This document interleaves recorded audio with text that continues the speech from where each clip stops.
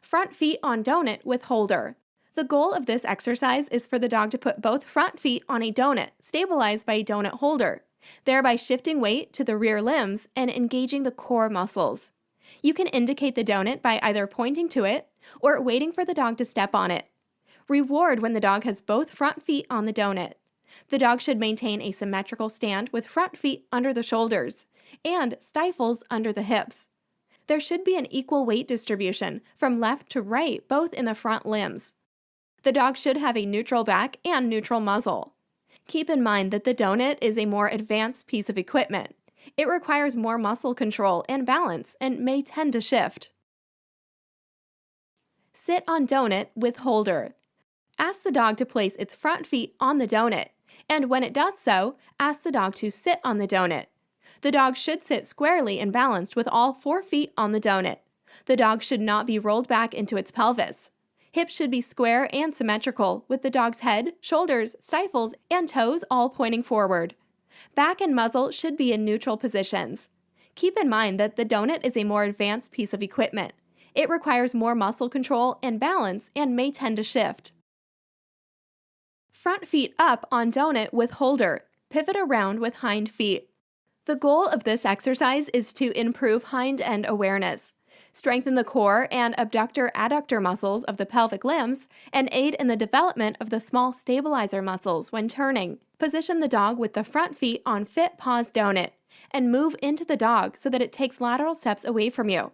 The dog should maintain its balance on the donut with its front feet at all times, while slowly pivoting with the hind feet. The rear feet may cross or step away from each other as the dog's body turns. However, they should not shuffle. The dog should have a neutral back and neutral muzzle throughout the exercise. Be sure to perform the exercise in both directions, so all of the muscle groups are worked evenly. Stand on 2 donuts with holders, weight shift. The equipment should be placed so that the dog is standing in a symmetrical stand with front feet under the shoulders and stifles under the hips. If the equipment is placed too far apart, the dog will be overextended. This is not the desired position for this particular exercise. In this exercise, the dog is demonstrating an isometric contraction. The forelimb, hind limb, and core muscles must all engage in order to maintain balance and form. While maintaining a neutral standing position, the handler should walk back and forth in front of the dog as far as they are able without the dog coming off of the equipment. The dog should have a neutral back and neutral muzzle. If the dog will not maintain a stay on the equipment, it is acceptable to hold a cookie on the dog's nose as a lure and turn the dog's head to the right and left. This exercise is also good for teaching impulse control, as the dog must stay on the equipment. A cool down is important to bring your dog's body back to its normal physiological state. A gradual reduction in heart rate, blood pressure, etc.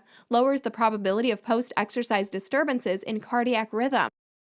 Similar to the warm-up, the cool-down will promote arterial circulation, which aids in the effective removal of metabolic waste and rebalancing of oxygenation within muscle cells.